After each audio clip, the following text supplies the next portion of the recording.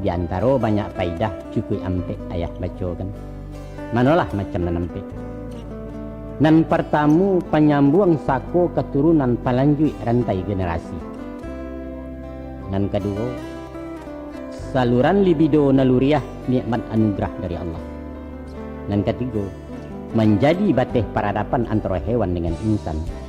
Dan nan keempat, ialah pengipih gajolak batin kaganti tambang pasu-pasu. Sehingga nalia jan tabang jauh nan jinak sama cintanang. Jiwa nan tanang tak bariak, batin nan sajua menyalasai, itulah nafsul mutmainnah, sinan hakikat bahagia. Dan itulah nan dicari dalam hidup taga de maha ragonya. Baik itu tutua cadiak pandai, baik itu pituah guru-guru utang de ayah menyampaikan.